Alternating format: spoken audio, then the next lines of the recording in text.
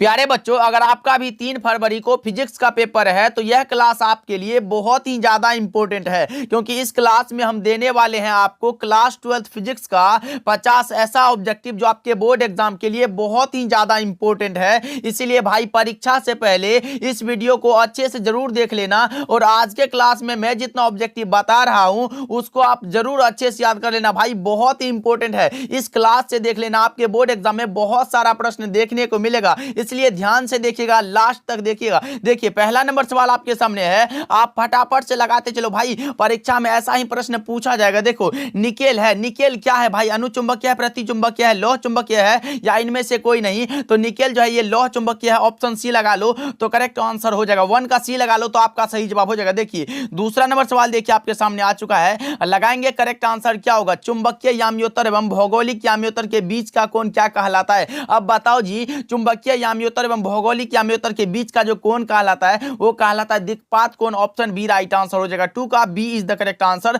ध्यान में रखिएगा आपसे भी। चलिए देखिए तीसरा नंबर सवाल आपके सामने आ चुका है, लगाएंगे करेक्ट आंसर क्या होगा? एक ही तरंग दैर्ध्य, देखिए इलेक्ट्रॉन तथा फोटोन की कौन सी भौतिक राशि समान होगी? एक ही तरंग दैर्ध्य, भाई तरंग दैर्ध्य का जो ऐसा यूनिट होता है वो होता है एंगस्ट्रम, ध्यान में रखिएगा। पूछ दिया कि तरंग दैर्ध्य का ऐसा यूनिट क्या होता है तो आप एंगस्ट्रम लगाना, सही जवाब हो जाएगा। एक ही तरंग दैर्ध्य के इलेक्ट्रॉन तथा फोटोन की कौन सी भौतिक राशि समान होती है तो वो कौन सा हो जाता है? तो वो हो जाता है हमारा संवेग, option D C correct answer हो जाएगा। चलिए फोर्थ नंबर सवाल देखिए, फटाफट से भाई आंसर लगाते चलो और याद भी करते चलो। देखिए पी प्रकार के अर्धचालकों के लिए अशुद्ध तत्वों के रूप में प्रयोग किया जाता है। पी टाइप के लिए पूछा गया, भाई लगाएंगे करेक्ट आंसर क्या होगा? तो पी प्रकार के लिए जो प्रयोग करते हैं वो करते हैं कौन सा हो जाता है? तो बोरोन हो जाएगा। भाई option number A correct answer हो जाएगा, क्योंकि पी टाइप के लिए हम लोग त्रिसंयोजक का यूज करते हैं अशुद्धि के रूप में। ओके ध्यान में रखिएगा, जैसे हो गया बोरोन है, गैलियम हो जाएगा, इंडियम हो जाता है, ये सब हो जाता है जो कि बोरोन ऑप्शन में दिया गया, करेक्ट आंसर हो जाएगा। चलिए फिफ्थ नंबर सवाल देखिए आपके सामने आ चुका है, डायोड का उपयोग किया जाता है किसकी तरह? भाई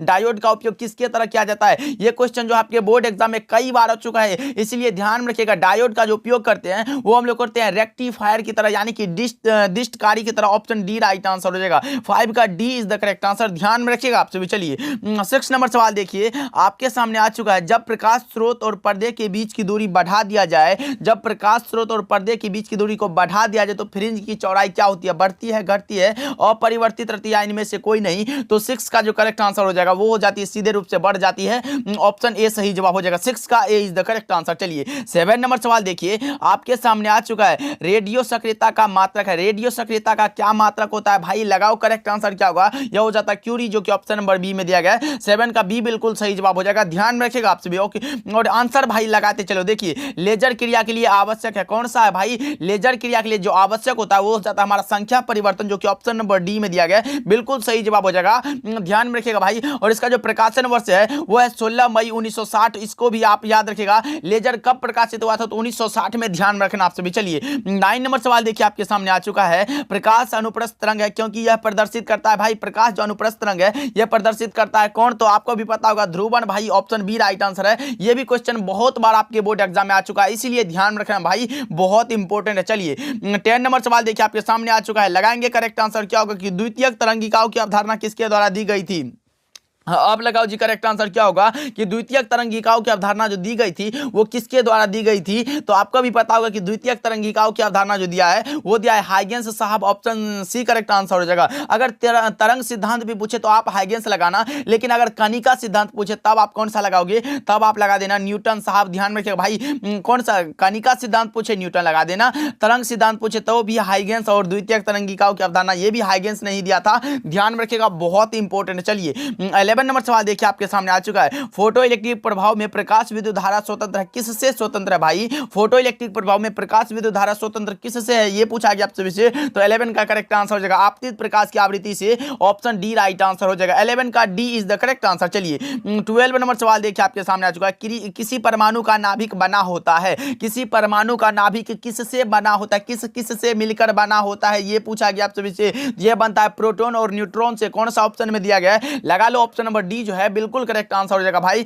प्रोटॉन और न्यूट्रॉन से मिलकर बना होता है। ओके, चलिए देखिए 13 नंबर सवाल देखिए आपके सामने है, दृश्य स्पेक्ट्रम के रंगों का किसका अधिकतम तरंगदैर्घ्य होता है? दृश्य स्पेक्ट्रम जो रंग होता है वो किसका अधिकतम तरंगदैर्घ्य होता है, ये पूछा गया आपसे विषय। तो लगाओ 13 का करेक्ट आंसर हो जाएगा। तो लाल रंग का सबसे अधिक होता है भाई, और विचलन जो होता है वो बैगनी रंग का सबसे अधिक होता है, ध्यान में रखिएगा आपसे भी। चलिए 14 नंबर सवाल देखिए आपके सामने आ चुका है, केवल धारिता युक्त प्रत्यावर्ती परिपथ में धारा एवं वोल्टता के बीच कालांतर क्या होता है? अब लगाओ करेक्ट आंसर क्या होगा, केवल धारिता युक्त प्रत्यावर्ती धारा परिपथ में धारा एवं वोल्टता के बीच कालांतर क्या होता है? तो आपको भी पता होगा, यह होता है 90 degree. Option B right answer हो जाएगा, 14 का B is the correct answer. चलिए 15 नंबर सवाल देखिए आपके सामने आ चुका है, प्रकाश वर्ष का मान होता है। एक बार तो पूछा गया कि प्रकाश वर्ष किसका मात्रक है, तो आपको भी पता होगा कि डिस्टेंस का मात्रक है भाई, किसका है? तो डिस्टेंस का है, याद रखिएगा। प्रकाश वर्ष जो है दूरी का मात्रक है, और इसका मान पूछा गया है। लगाओ करेक्ट आंसर क्या होगा 15 का, तो इसका मान हो जाता है 9.46 गुना 10 पर पावर 15 मीटर। ऑप्शन ए राइट आंसर हो जाएगा। चलिए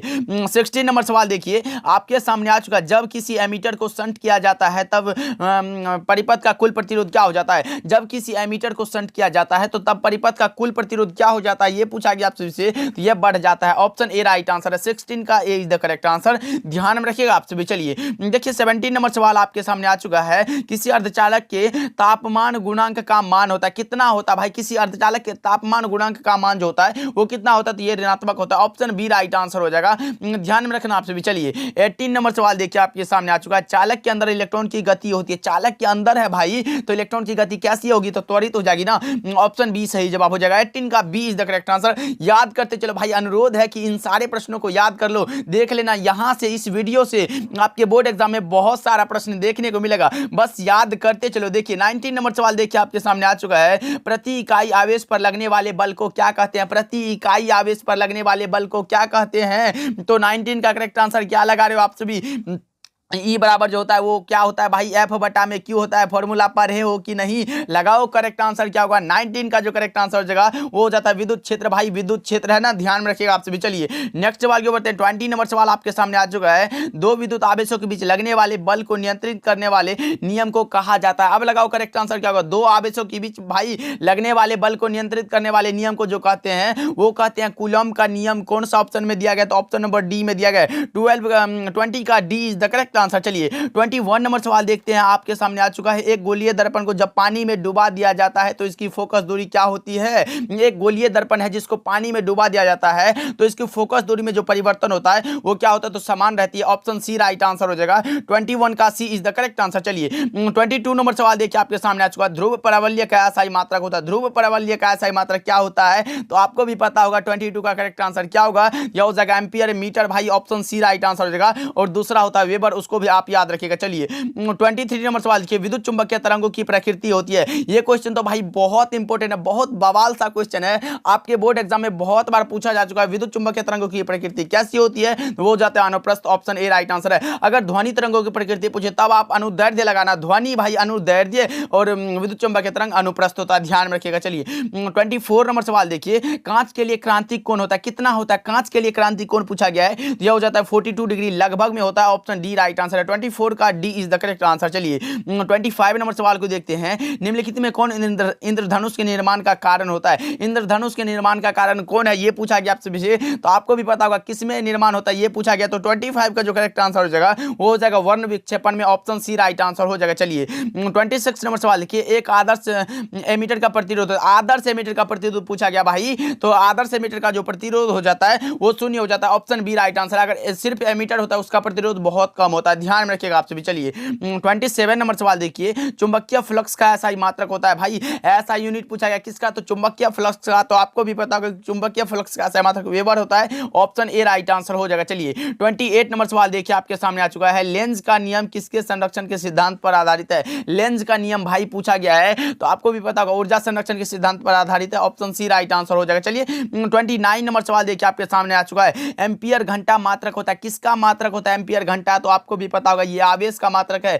ऑप्शन बी राइट आंसर है, ध्यान में रखिएगा आप सभी। ओके चलिए, अगर इलेक्ट्रॉन वोल्ट होता है तो ऊर्जा को हो जाता है। चलिए 30 नंबर सवाल देखिए आपके सामने आ चुका है। नीले रंग के लिए कार्बन प्रतिरोध का कलर कोड होता है, नीले रंग के लिए पूछा गया भाई। तो 30 का करेक्ट आंसर क्या लगा रहे हो? बीबी रोए जीबी, वो वाला तो मैं ट्रिक बता चुका हूं, 6 हो जाएगा। ऑप्शन डी राइट आंसर हो जाएगा, ध्यान में रखिएगा आप सभी। चलिए 31 नंबर सवाल देखिए, विद्युत का सबसे अच्छा चालक निम्नलिखित में कौन है? विद्युत का सबसे अच्छा चालक जो होता है वो हो जाता है चांदी, ऑप्शन ए राइट आंसर हो जाएगा, सिल्वर हो जाता है, ध्यान में रखिएगा। चलिए 32 नंबर सवाल देखिए भाई आपके सामने आ चुका है। पृथ्वी के चुंबकीय ध्रुव पर नमन कोण का मान होता है? पृथ्वी के चुंबकीय ध्रुव पर हो जाता है वो हो जाता है 90 degree, option B right answer है। अगर विषुवत रेखा पर नमन कोण का मान पूछे तब आप 0 डिग्री लगा देना, लेकिन चुंबकीय ध्रुव पर नमन कोण का मान पूछा 90 डिग्री करेक्ट आंसर हो जाएगा। चलिए 33 नंबर सवाल देखिए आपके सामने आ चुका है। सौर ऊर्जा का स्रोत है कौन सा है भाई? तो सौर ऊर्जा का जो स्रोत हो जाता है वो हो जाता है nuclear fusion, option D right answer हो जाएगा, नाभिक के संलयन करेक्ट आंसर हो जाएगा। चलिए 34 नंबर सवाल को देखते हैं, आपके सामने आ चुका है, लगाएंगे करेक्ट आंसर क्या होगा? वोल्ट मीटर मापता है, किसको मापता है भाई? लगाओ करेक्ट आंसर क्या होगा भाई? प्रतिरोध को जो है ये ओम में मापते हैं, विभवांतर को विभव, और धारा जो ये एम्पियर में मापा, सॉरी वोल्ट मीटर पूछा गया है तो विभवांतर ही तो हो जाएगा, ऑप्शन बी राइट आंसर है, ध्यान में रखिएगा आप सभी। धारा जो है एम्पियर में मापा जाता है, इसको भी आप याद रखिएगा। चलिए 35 नंबर सवाल देखिए आपके सामने आ चुका, मूल गेट है निम्नलिखित में कौन है जो बेसिक गेट का एग्जाम्पल है भाई? एंड और नोट कौन सा? तो ऑप्शन नंबर ए में दिया गया है, 35 का ए जो है करेक्ट हो जाएगा। चलिए 36 नंबर सवाल देखिए आपके सामने आ चुका है। समतल दर्पण की वक्रता त्रिज्या होती है कितनी होती है? तो समतल दर्पण की वक्रता त्रिज्या अनंत होती है, ऑप्शन ए राइट आंसर है, 36 का ए इज द करेक्ट आंसर, ध्यान में रखिएगा आप सभी। चलिए 37 नंबर सवाल देखिए आपके सामने आ चुका है। लेंस की क्षमता का ऐसा ही मात्रक होता है, लेंस की क्षमता का जो एक ऐसा ही मात्रक होता है वो हो जाता है मीटर इनवर्स, और दूसरा होता है dioptre, option B right answer हो जाएगा। भाई याद रखिएगा, दोनों ऐसा यूनिट को याद रखिएगा, दोनों में से कोई पूछ दिया तो आप लगा देना। ओके चलिए देखिए 38 नंबर सवाल को देखते हैं, आपके सामने आ चुका है। किलोवाट घंटा मात्रक है किसका? तो किलोवाट घंटा जो मात्रक है वो है एनर्जी का, ऑप्शन बी राइट आंसर हो जाएगा 38 का। 39 नंबर सवाल देखिए आपके सामने आ चुका है। समांतर प्लेट संधारित्र के प्लेटों के बीच प्राविद्युत पदार्थ डाल देने पर भाई संधारित्र की धारिता क्या होती है? तो 39 का क्या हो जाएगा? तो बढ़ती है, ऑप्शन ए राइट आंसर हो जाएगा। चलिए 40 नंबर सवाल देखिए आपके सामने आ चुका है। स्थिर विद्युत क्षेत्र होता है, क्या होता है? तो स्थिर विद्युत क्षेत्र संरक्षी होता है भाई, ऑप्शन ए सही जवाब है, 40 का ए इज द करेक्ट आंसर। चलिए 41 नंबर सवाल देखिए, समरूप वेग से चलायमान आवेश उत्पन्न करता है, समरूप वेग से चलायमान आवेश क्या उत्पन्न करता है ये पूछा गया है, तो यह उत्पन्न करता है विद्युत चुंबकीय क्षेत्र, ऑप्शन सी राइट आंसर हो जाएगा, ध्यान में रखिएगा आप सभी। चलिए 42 नंबर सवाल देखिए, आयाम मॉडुलन सूचकांक का मान होता है कितना और कितना के बीच होता है? 0 और 1 के बीच होता है, ऑप्शन बी राइट आंसर हो जाएगा, 42 का B is the correct answer. चलिए 43 नंबर सवाल देखिए, कूलम्ब बल है, कूलम्ब बल कौन सा बल है? तो कूलम्ब बल जो है वो है केंद्रीय बल और विद्युत बल दोनों, ऑप्शन सी राइट आंसर हो जाएगा। चलिए 44 नंबर सवाल देखिए, किसी विभव मापी की संवेदनशीलता को बढ़ाने के लिए उसमें क्या करना चाहिए ये पूछा गया है, तो 44 का करेक्ट आंसर हो जाएगा, इसकी धारा को घटाना चाहिए, ऑप्शन बी राइट आंसर है। 45 नंबर सवाल देखिए आपके सामने आ चुका है, इनमें कौन आवेश रहित है? कौन है जिस पर कोई भी चार्ज नहीं होता है? वो हो जाता है हमारा फोटोन कण, जो कि ऑप्शन नंबर सी में दिया गया है, करेक्ट आंसर हो जाएगा। चलिए 46 नंबर सवाल को देखिए आपके सामने आ चुका है, उत्सर्जित फोटो इलेक्ट्रॉन की ऊर्जा निर्भर करती है, किस पर निर्भर करती है? उत्सर्जित फोटो इलेक्ट्रॉन की ऊर्जा वो निर्भर करती है किस पर? तो प्रकाश के तरंग दैर्ध्य पर, ऑप्शन बी राइट आंसर हो जाएगा। चलिए 47 नंबर सवाल देखिए आपके सामने आ चुका है, एक निकट दृष्टि दोष से ग्रसित व्यक्ति को देखने के लिए व्यवहार करता है वो कौन सा? तो निकट दृष्टि दोष है भाई, तो निकट दृष्टि दोष अवतल लेंस हो जाता है, अगर दूर दृष्टि दोष होता तब आप उत्तल लेंस लगा देते तो करेक्ट आंसर हो जाएगा। चलिए 48 नंबर सवाल देखिए आपके सामने आ चुका है, विद्युत हीटर में जिस तत्व का व्यवहार किया जाता है वह कौन सा है? विद्युत हीटर में कौन सा तत्व का व्यवहार किया जाता है? वो हो जाता है nichrome, option D right answer है, 48 का D is the correct answer. 49 number सवाल देखिए आपके सामने आ चुका है, प्रकाश के रंग का कारण है, प्रकाश के रंग का क्या कारण है? तो इसकी आवृत्ति हो जाएगा क्या, ऑप्शन ए राइट आंसर है, 49 का ए इज द करेक्ट आंसर, ध्यान में रखिएगा आप सभी। चलिए 50 नंबर सवाल देखिए आपके सामने आ चुका है, डायनेमो के कार्य सिद्धांत आधारित है किस पर भाई? डायनेमो का जो कार्य सिद्धांत है वो किस पर आधारित है? बताओ 50 का करेक्ट आंसर क्या होगा? यह आधारित है विद्युत चुंबकीय प्रेरण पर, ऑप्शन बी राइट आंसर हो जाएगा। चलिए देखिए आपके सामने आ चुका है, अभी तक आप लोगों ने क्लास को लाइक नहीं करा है तो भाई जरूर करना भाई, बहुत ही इंपॉर्टेंट क्लास था। इन सारे प्रश्नों को अगर आप याद कर लेते हो तो भाई यहां से बहुत सारा प्रश्न आपके बोर्ड एग्जाम में देखने को मिलेगा। तो लाइक कर दीजिएगा क्लास को और प्यारा सा कमेंट करिएगा कि आज का क्लास आपको कैसा लगा, अपने दोस्तों में भी शेयर करिएगा और चैनल पर नए जुड़े तो सब्सक्राइब करके जुड़ जाओ हमारे साथ। मिलते हैं अगले क्लास में।